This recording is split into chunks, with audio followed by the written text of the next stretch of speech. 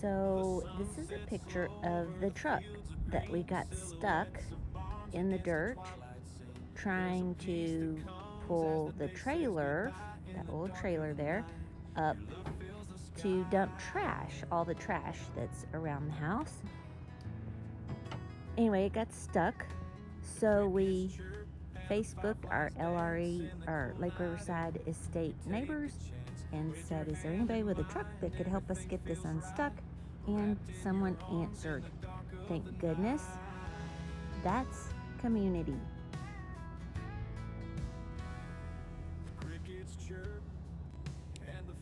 Most people would just scroll past this call for help or watch this happen from their bedroom window. But community isn't something you watch, it's something you do, and it starts with a single step.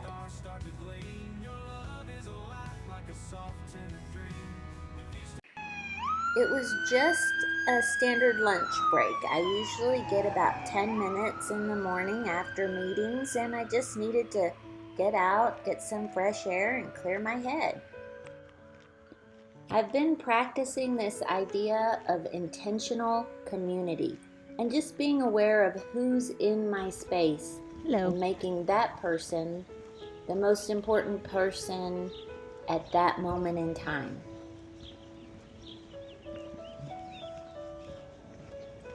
I really wanted to be intentional about noticing people no matter where they were, whether they were in the grocery store or on my walk. So I was walking along and saw a person sitting on this rock here who looked dazed and confused and sort of like a homeless person in his cowboy boots and shorts. And he didn't know where he was supposed to be. So we stopped, we talked for a few minutes, and I noticed that he had a band on, and I checked his name band, and he was supposed to be at the facility where I worked. So we ended up walking the rest of the way together to the facility. Actually, he told me to go get a car and pick him up, but he seemed to be pretty stable on his feet. So I told him I would walk slow and we would make it back together. I didn't want to leave him alone on this street and go get a car. And so that's what happened.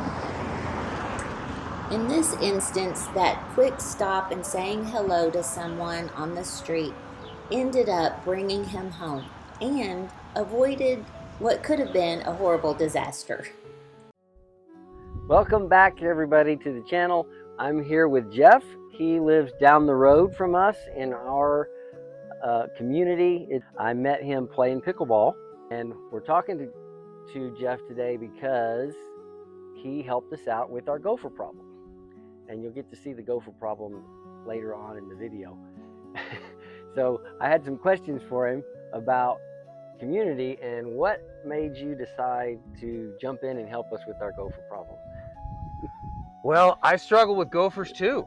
I mean, I have open property around here, and the gophers, they just work their way in, and it feels like when you get rid of them, then their neighbors move in and take over their old houses. So there's a never-ending supply, you know, and I know how frustrating it is, and I know that I made a lot of mistakes in the beginning, and you know, just being a good neighbor, a good person, you got a little bit of knowledge, share it with somebody. You know, people did it to me, and I kind of wanted to do the same for some folks that are new in the community and nice people, and I don't know, just felt like the right thing to do. Okay, well that leads to my next question of why do you think that that's kind of a lost art, that people help out their neighbors in modern neighborhoods?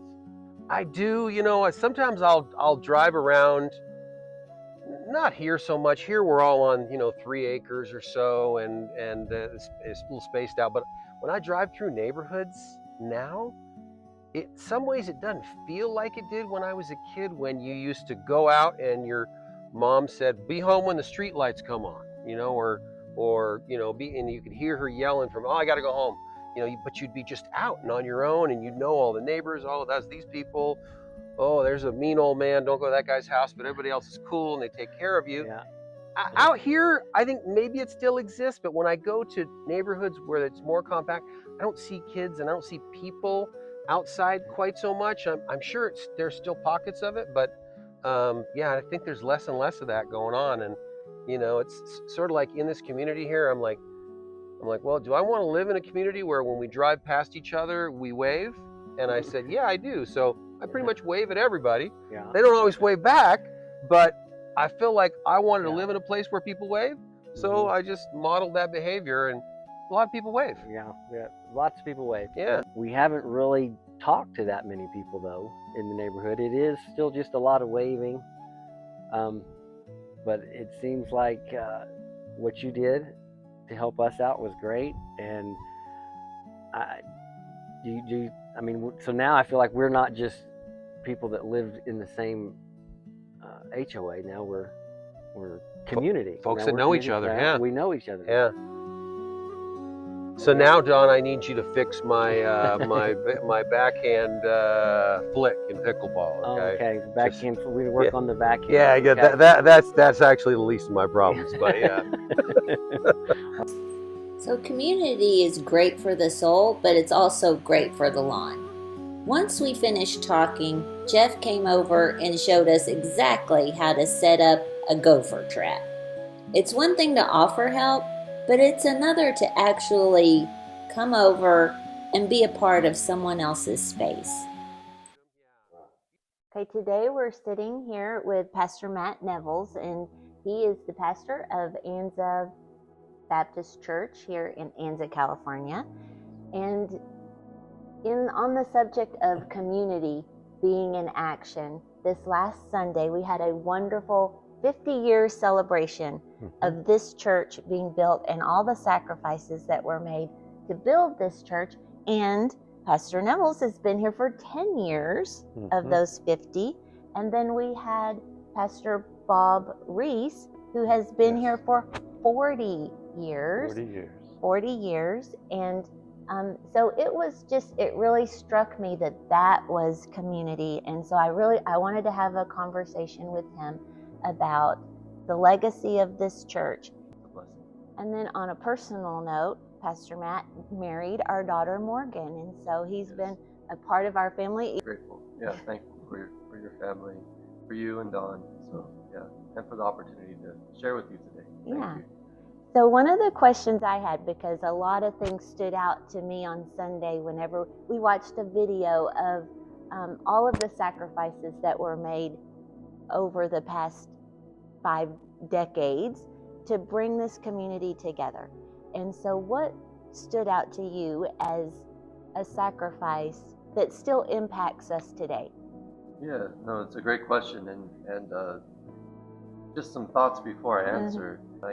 I can remember as a teenager just struggling, like so much wanting to have friends, wanting to have community.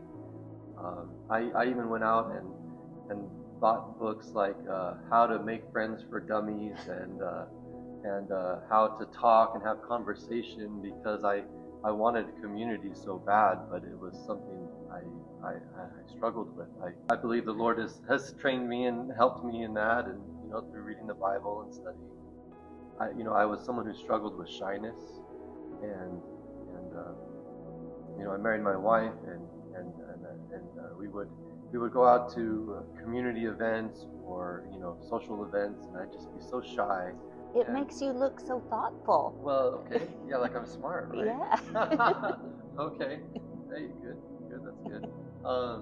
But my wife, she's very good. She's a truth teller, and she would tell me, no, you're not shy. You're selfish.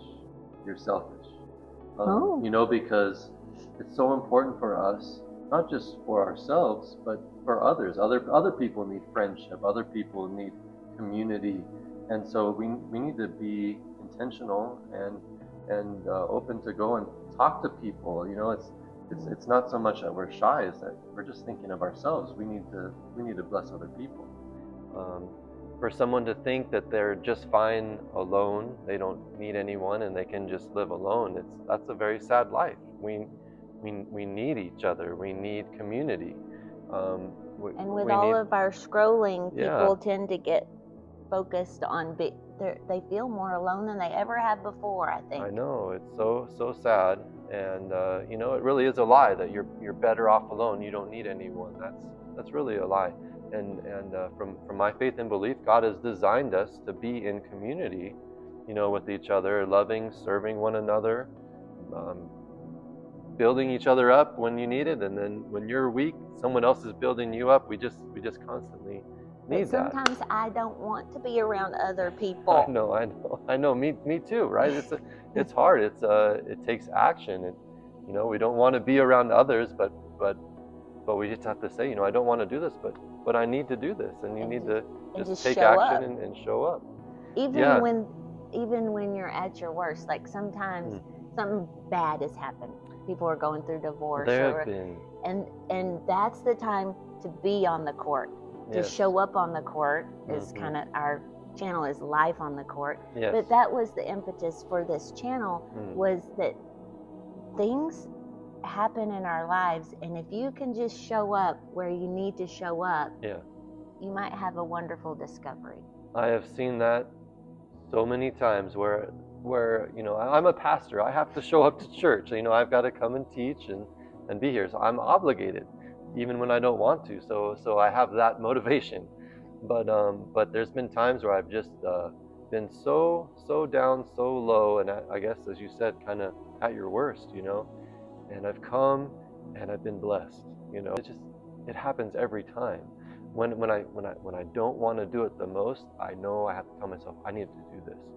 But in answering your question, yeah. So 50 years, it's a long time, and there's been a lot of sacrifices. When we were studying the history of the church, one of the things that stood out to me was how when the sanctuary was built, it was in '79 is when the sanctuary was built. It was done all by volunteer labor. Men would come 5-6 days a week, 8 hours a day, and the only cost that really the church had to cover was the materials, because all the labor was all volunteer. And so that's incredible. I don't think we could do that today, right? We have licensed contractors. What stood out to me was that the women Oh yes, made the men get up and go do the work. that's right. And they fed them. They made sure they were well fed, but they're like, nope, you're getting out there to do the work. Yeah, they were pushing the men, yep, and feeding them. Yeah, it's so important for our church. And so what do you think why has this church been able to thrive for 50 years when others have kind of fallen by the wayside or separated? There's always divisions in churches, but we've been here 50 years. That's an accomplishment. So why do you think this community is still so close-knit? You know, there's levels to relationship, right? There's levels to relationship that people don't realize. The first level of relationship is acquaintance. So you get to know someone's name and where they live and their career and things like that. That's kind of more surface, but it's the start, right? That's and where trying we to have remember those things. And remember those things. Remember yes. their names. That's hard. That's important. Yes, that's part of the acquaintance level. So it's not exactly easy, but that's just the first level. There's other levels that are very important in relationship, and the next would be common interests, right? And maybe that's pickleball. You know, interest in pickleball or some other hobbies and things. But as you have common interests, you grow in relationship and build that. That's important. But the third level that's important is having common goals, right? You have common goals to love one another, to help each other, to be there for one another when there's a need. That's a level of relationship that maybe a lot of people don't get to. You know, it can remain surface, but that's such an important part. And so here in the church, we've been around for 50 years. We've had, you know, the same goals of learning the Bible, you know, of loving God, of loving each other, of you know, serving the community. You know, we've had those same commitments and goals together, which has helped us to stay together for these 50 years. and so you get to that level of common goals. But there's even a fourth level, and that's having a commitment to one another, a loyalty to serve one another, to help each other grow in maturity and wisdom, and that's the level I believe that God has called us to love one another as we love ourselves. And I think that's why we've remained close knit, is because the church is, many in the church have reached that level where they're just so committed to one another, to loving and serving each other, that it's hard to break that, that unity and that tie. You become family. Yeah, it's a family. Exactly, it's like family, right? So you kind of answered my last questions when you talked about the levels. But my last question for you is, when you're looking at a large scheduled event like we had on Sunday versus individual connection that we have when we see someone in need and we take action, what kind of impact do those two types of events have in a person's life? Well, it was another great question. Thank you, Rochelle. So it was mentioned in the service on Sunday that really the impact that faithful community has, that loves each other and serves each other, it's we don't really see. We can't really see the impact, but it's great. It's greater than we realize. It's much greater than we realize. But we just have to have that understanding and expectation that when we come together as a community, good things are going to happen, right? We're gonna be encouraged and built up by other people. Hopefully, that's what we want. But more importantly, we're going to be able to love and build up others. It's something that we should be very excited about and look forward to going and communicating and being with groups of people. And I'm learning to see it that way. I've not always seen it that way. Even coming to church, right? I'm a pastor. I have to come to church. I'm obligated to come and to preach and teach. But it's still a struggle. It's still a struggle at times. I'm still learning, but I'm more and more I'm learning to be just excited. Hey, we're getting together. I'm here with Rachel this morning and Dawn. I'm excited. I had to drag him and call him a lot, but he's here. that the Lord is going to bless us, as we come together. And then, of course, especially as Christians, the word says where two or more Christians are gathered in my name, I'm with them.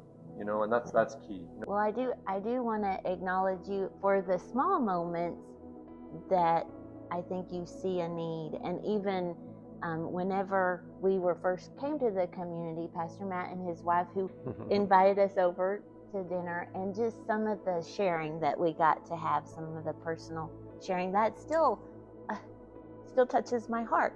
And so I just appreciate who you've been in our family and our community, even though Dawn and I have moved in and out of the community. And honestly, we don't show up every Sunday. But I still feel like this is family. And I think community is, you can make it wherever you go. One thing I love about church, I'm just going to say, church is not a building. One thing I love about church is that wherever Dawn and I go, we can step into our family. And whether it's in Jamaica or Cozumel or Florida or here in Anza, we can come through the doors of the church and feel like we're part of a community. So I would say church is not a building, even though this is a beautiful building, and appreciate all the sacrifices that went into it. That's not where God is. So. Very true. That's absolutely right. Yep. It's a community of people. That's what the church is. Yes. So thank you today for joining us and sacrificing some of your time. Oh, no, thank you for the opportunity, Rachel. Dawn, thank you. Okay. We live in an age of incredible knowledge. We can watch 100 videos on how to be a better neighbor, but knowledge without action is just noise. Community isn't something you know, it's something you do. It's pulling that truck out of the sand, building a 50-year foundation, and stopping on your lunch break to talk to a man who needs to be brought home. Don't just learn this, live it. And let us know this week what you did to make community an action and an intention. Thanks for watching. See you next week.